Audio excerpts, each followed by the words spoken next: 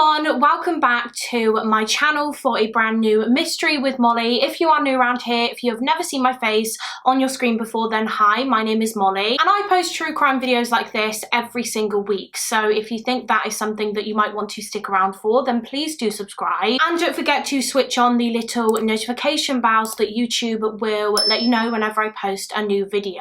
This week we are going to be talking about the murders of the Short family. Now this case was actually suggested to me recently through my case request form, which is always linked in the description box of my videos, by the way, if anyone else wants to suggest a case for me to cover. But this one was recently suggested to me and I had never actually heard of it before, so I started looking into it, and it is a truly wild and tragic case, and unfortunately it remains unsolved to this day, which is why I really wanted to share it on my platform so that hopefully maybe we can get it out there a little bit more. The Short family were horrifically murdered in the early 2000s, and when their bodies were found, an investigation began to try and find their killer. And something that the police could just never figure out in this case was the motive for these brutal killings. The motive still remains unclear almost 20 years later. But just quickly before we get into the case, I would like to say a special thank you to HelloFresh for kindly sponsoring this section of the video.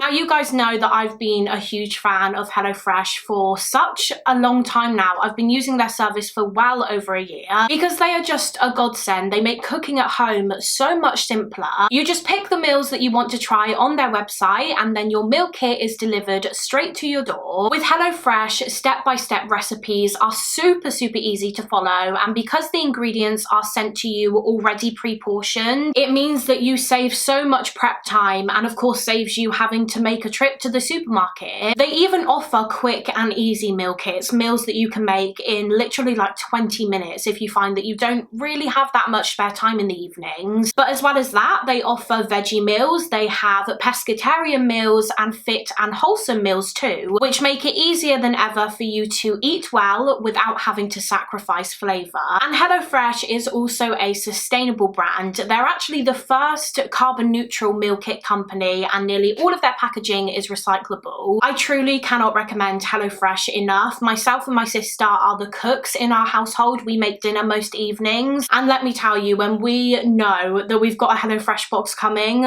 we get so excited. It's made us enjoy cooking so much more. So if you would like to try HelloFresh for yourself, then you can go to hellofresh.com and use the code mollie16 for up to 16 free meals and 3 surprise gifts. Again, that's the code mollie16 for up to 16 free meals and 3 surprise gifts. Thank you so much to HelloFresh for sponsoring this video and supporting the channel. As always, thank you to you guys for always supporting the sponsors on this channel. And now let's just get into the case. So for this week's case, we are going back almost 2 decades now to the year 2002 in Oak Level, which is an area just outside of Bassett in Henry County in Virginia. The Short family consisted of married couple Michael and Mary Short and their daughter Jennifer. Michael was born in February of 1952. Mary was born in April of 1966, which means they would have been about 50 and 36 years old at the time that this case took place. And their daughter Jennifer Renee Short was just 9 years old. She was born on the 12th of July 1993. Now Michael did actually have other children. He had a wife before Mary whom he had 3 children with, 3 sons. However, he eventually separated from his first wife and remarried. He got married to Mary and they had Jennifer. But Michael still remained very close to his other children. In 2002, the family of 3 lived in a little ranch style house just off of Route 220 in Oak Level. And Michael and Mary both actually worked together. You see, Michael had his own business. It was called MS Mobile Home Movers. And as you probably guessed, it was a company that transported mobile homes. But unfortunately, the business wasn't doing so well around the time that this case occurred. It was a bit slow. They weren't making as much money. And so the family were actually considering selling their house and moving into their own mobile home in South Carolina because money was tight. But despite their financial issues, they were just known as being a very nice, normal family. They were apparently quite a private family for the most part. They liked to just kind of keep themselves to themselves, but they were still very kind and friendly and welcoming, and they were very close to each other. 9-year-old Jennifer was so close to her parents. She loved spending time with them. They would spend a lot of their time just in their garden together. Jennifer was described as being a very polite and sweet young girl. She could be quite shy at times, but she was very into sports growing up. She loved sports such as softball, and she attended the Fisboro Elementary School in Virginia. In fact, she was due to start the 4th grade in just a few weeks' time. However, sadly, Jennifer would never even get to begin her next school year because of the tragic events that would take place in mid-August of 2002. On the morning of the 15th of August 2002, a man named Christopher Thompson arrived at the Short family home around 9 a.m. Now, Christopher actually worked for Michael and Mary. He was an employee of their mobile home business. In fact, he had been working with Michael just the day before this, on the evening of the 14th of August. And then before Christopher left that evening, he and Michael made plans for Christopher to return to the home the next day. And then from there, they were going to drive together to a town called Christiansburg in Virginia, because Michael needed to collect a truck that he had purchased for his company. So Christopher left the Shorts home on the evening of the 14th of August. It was later established that following this, the Short family went out for some dinner. Apparently, they went to a Burger King restaurant in Collinsville, and then after they had eaten, they returned home and they went to bed. And then the next morning, Christopher Thompson returned to the house as planned. However, when he did, he stumbled upon a truly horrific scene, a crime scene. When Christopher arrived, the first thing that he spotted was that the Shorts' garage door was open, and so, assuming that Michael was in there, he started walking towards it. And he was right, Michael was in there. He was lying on a couch in the garage, and initially it appeared as though he was just sleeping. However, he wasn't. When Christopher got closer to him, he realized that his boss was actually no longer breathing. Michael was dead, and he had been shot in the forehead. So immediately Christopher left the garage and he got in contact with the police. He didn't search the rest of the house, he just knew that he needed to call the police straight away. And as soon as they received this report, officers from the Henry County Sheriff's Office were dispatched to the scene. When the officers arrived, they of course too found the body of 50-year-old Michael Short in the garage, and then when they went through to the rest of the house,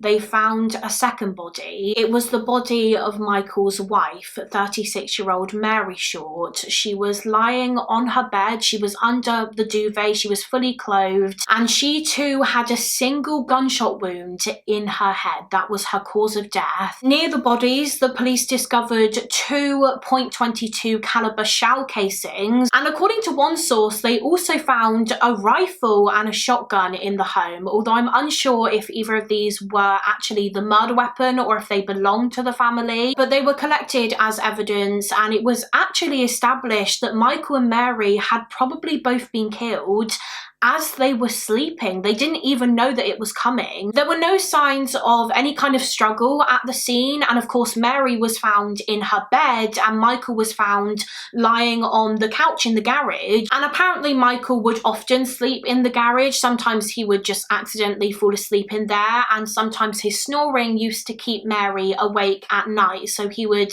sleep in the garage so that he didn't disturb her. So yeah, it appeared as though they were both shot in their sleep. I did initially question how one of them were not awoken by the sound of the first gunshot. My guess is that as Michael was found in the garage, he would have been killed first. So I did question how Mary didn't wake up from the noise of the gunshot. But according to one source, they were shot with a rather small caliber firearm, execution style. So it wouldn't have necessarily been as loud as you might think. So it's definitely possible that the gunshot wouldn't have disturbed Mary. And And of course, clearly it hadn't. She was still in her bed when she was found. And there wasn't really a huge amount of blood in either room, so it wasn't like the killer had shot Michael and Mary elsewhere in the house and then dragged and left their bodies on the couch and on the bed. The police were confident that they died right in the spots where they were later found. After finding Mary's body, the police were obviously expecting to find a third body in the home. They were expecting to find the body of the couple's little 9-year-old girl, Jennifer.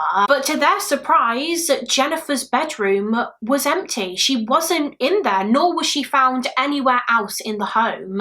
Jennifer was missing. Again, there didn't necessarily seem to be signs of any kind of violent struggle in Jennifer's bedroom, but there were a few things that seemed just kind of out of place. So for example, one of her pillows was just on the floor in the doorway to her room. Her mattress seemed to have been moved a little, and her sheet and duvet was kind of pulled back like she had gotten out of the bed. But that was it. That was all that they found in her bedroom. Like I said, there was no sign of a struggle, there was no blood, no indication that she had been killed in the house. But then where was she? Where was 9-year-old Jennifer Short? Of course, as soon as Jennifer was determined to be missing, this case became a huge priority, even higher priority, because a child was gone. And there was a chance that she might have been alive, so the police knew that they needed to find her as quickly as possible. There were two kind of main theories as to what might have happened to Jennifer. Number one was that maybe she did actually hear the gunshots that night. She heard the sound of her parents being killed, and as soon as she did, she got out of bed, she left the house, and she just ran because she was scared. She just fled the scene. And maybe she was just out there somewhere hiding, waiting for someone to find her. Or theory number two, which the police feared the most, was that Jennifer had been abducted that night. After the killer murdered Michael and Mary, they kidnapped Jennifer, and either she was killed elsewhere shortly after the abduction, or she was still alive and she was being held hostage somewhere. Perhaps Jennifer was even the motive behind these brutal killings. Maybe the reason Michael and Mary were killed was because the murderer wanted Jennifer, and so they needed to get her parents out of the way. It did seem as though, whatever the motive, these murders were premeditated, and the police knew this because they actually discovered that the Shorts' phone line had been cut, and this had clearly been done by the killer beforehand so that no one in the house would be able to call for help, call the police when the attack started. So this was a carefully planned out crime. So after the bodies were found, the crime scene, the home, was sectioned off so that the police and forensic teams could go in and collect any potential evidence. They actually collected more than 60 items from the home as potential evidence, and in the meantime, the search for Jennifer began. And this was an absolutely huge search. Of course it was. This was a 9-year-old girl that was missing. So an Amber Alert was issued, and so many people were out just looking for any trace of her. They were searching ponds, wooded areas, fields, just everywhere. The police were also appealing to the public. Missing posters with Jennifer's face on were being printed and distributed around the area, and very quickly a reward of $100,000 was offered to anyone with any information regarding Jennifer's whereabouts. The police were pulling out all the stops. They were doing everything they could to find Jennifer, and it wasn't just the Henry County police that were working on this case. Other officers from other jurisdictions were drafted in to assist with the searches, and as well as that, they also had just so many volunteers come forward to help search. Members of the local community all came together to try and find Jennifer. Meanwhile, as the searches continued, the police began looking into the people in this family's life, trying to determine whether they could have been killed by someone that they knew. And actually, one of the very first people that they looked into was Christopher Thompson, the guy who worked for Michael Shaw and actually found his body that morning in the garage. And that was purely the reason why the police decided to investigate him as a potential person of interest because of the fact that he was the one who found the crime scene. Did he really just find it, or was he the one who committed these murders and he pretended to discover Michael's body in an attempt to cover up what he did? So they brought Christopher Thompson in for questioning. I believe he was questioned several times actually in the weeks after the murders, and he was very cooperative. He answered any and all questions. He was willing to help in any way that he could, and ultimately he was pretty much ruled out of the murder inquiry. Detectives could never find any evidence that linked him to the crime. So the hunt to find the real killer carried on, and forensic teams tried to detect any trace of the murderer's DNA in the home, but they really struggled. The person that did this was clearly very careful and very forensically aware, because scientists didn't find anything. They carried out luminol tests in the home and they didn't find any trace of the killer's blood or fingerprints, which was incredibly disappointing for the police. That was going to make it extremely difficult for them to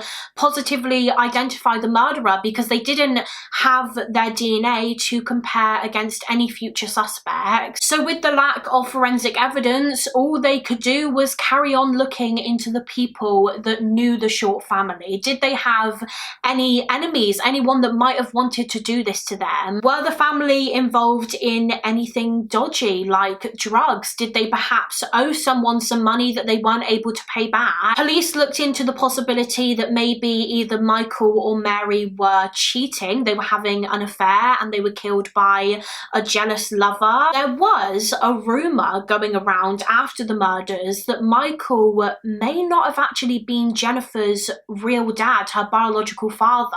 So the police decided to look further into that. However, DNA tests eventually confirmed that that was a lie. He was her biological father. And there was also talk of an old stalker of Mary's being possibly involved in this case. Basically, about 10 years before the murders in the early 90s, Mary worked as a seamstress for a company called Pluma Plant, I think. And on many occasions while she was working there, this random man just kept showing up at her work asking to speak to her. I don't know if Mary knew this man prior to this. I don't know what led to this, but he pretty much became fixated with Mary to the point where he was kind of stalking her. But Mary apparently never got the police involved, and eventually it did seem to stop. However, of course, a decade later, when she was murdered, people started questioning whether the two incidents may have been connected. Were Mary and her husband killed by that guy who had been stalking her all those years earlier?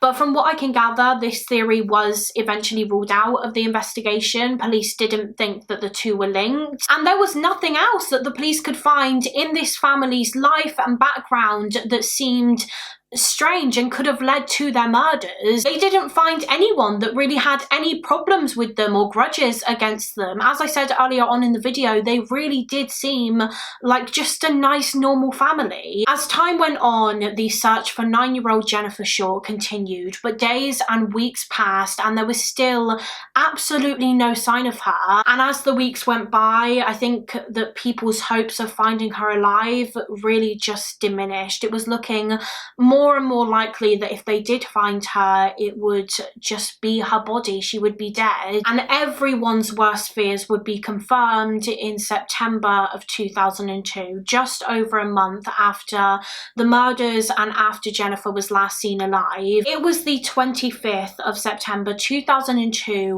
when human remains were discovered in a field beside a creek about 35 miles away from the Short family home in Rockingham County, North Carolina. So the police were contacted and they went straight to the scene where they conducted a search of the area, and they of course also stumbled upon these remains. However, they were pretty scattered around. The remains were basically skeletal by this point. The body had decomposed and animals had obviously got into it and scattered parts of the skeleton. So it took the police about 3 days in total to find and collect the body parts from the area, and I don't even think that they managed to find the full skeleton. They didn't have all of the body parts to make up the full skeleton, but they collected what they did find, and then the remains were taken to the medical examiner. And eventually, after tests were conducted, it was confirmed that these skeletal remains were in fact 9-year-old Jennifer Short, who had been missing for 41 days by the time that she was found. Despite the fact that her body was decomposed when she was found, the medical examiner was still able to determine her cause of death, and it was the same as her parents. Jennifer had died as the result of a single gunshot wound to the head. However, the decomposition did mean that they couldn't tell whether or not she had been sexually assaulted, and obviously the fact that she was so decomposed does indicate that she died not long after her parents did. So then what was the motive here? Why had someone done this to this poor family? That was what the police really struggled to work out. Like I said, the family didn't have any known enemies. They weren't involved in anything dodgy. Robbery was pretty much ruled out as a motive because, according to a few sources, there was about $600 in cash just left on the kitchen counter in the home, and I don't believe anything was missing, any of their possessions, so the killer hadn't gone in to rob the family. It really was a mystery as to why this had happened. I think the theory that most people believe is what I mentioned earlier, that Jennifer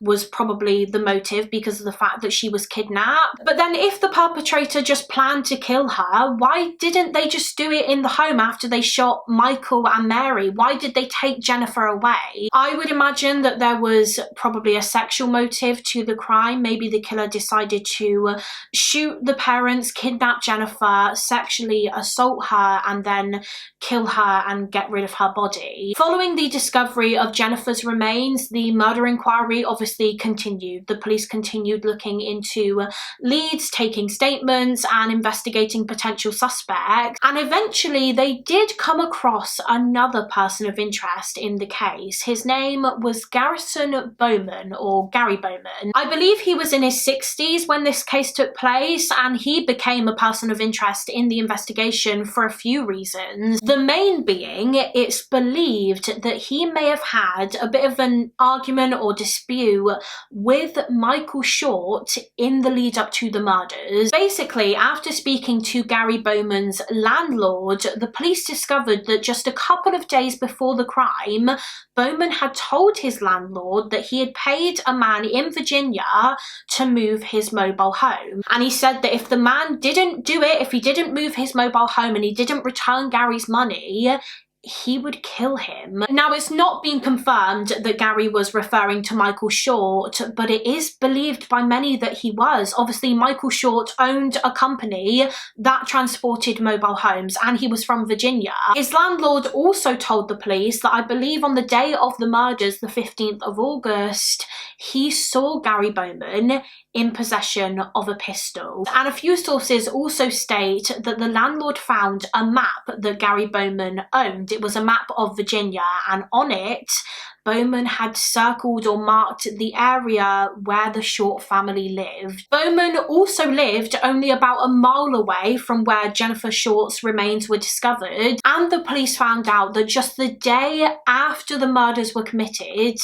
Gary Bowman actually fled the country. He just upped and moved to Canada all of a sudden, which of course just made him appear even more suspicious. It looked like he might have been going on the run. There were a lot of things about this guy and his actions before and after the murders that just seemed very odd, and so the police knew that they had to look into him as a potential suspect. Gary Bowman wasn't actually in Canada for very long. He was detained shortly after he arrived because he had entered the country without declaring his criminal history. Apparently he had been convicted for drink driving in the past, so he was detained and eventually he was sent back to the US, and the detectives investigating the Short family murders questioned questioned him, but Gary claimed that he was innocent. He had nothing to do with this crime. He said that he didn't even know the Short family. The police did conduct searches of his home and his property to see if they could find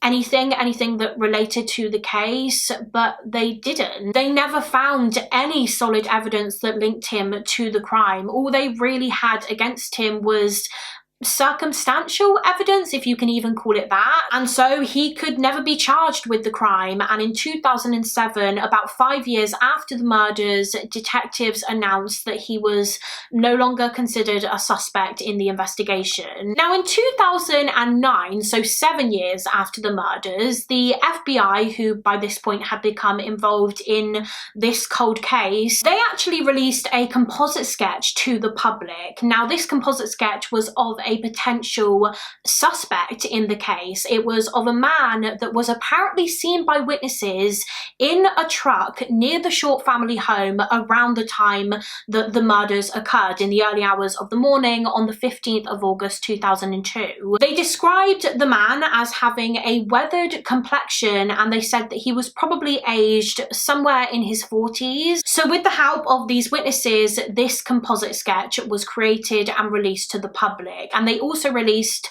a second composite sketch of what he may have looked like by 2009, 7 years after the murders. I'm unsure why it took 7 years for these composite sketches to be created and released. I don't know whether it was because the witnesses who saw this man just took that long to come forward. And if that is the case, then it does kind of make me question whether or not the composite sketch is accurate. But when asked why these sketches were being released 7 years later, an FBI special agent said, quote, "I'll say there's a specific reason why we released it at that point in time, and I can't go into detail why those sketches were released at that point in time." But anyway, in addition to the composite sketches, they also released a third sketch, and this was a sketch of the truck that the suspect was seen in. It was described as being a 1998 to 2002 white single cab flatbed body truck with wooden rails. So all three sketches were released to the media and the public in the hopes that someone out there would recognize them and come forward with information. But unfortunately, this didn't really lead them anywhere. They were never able to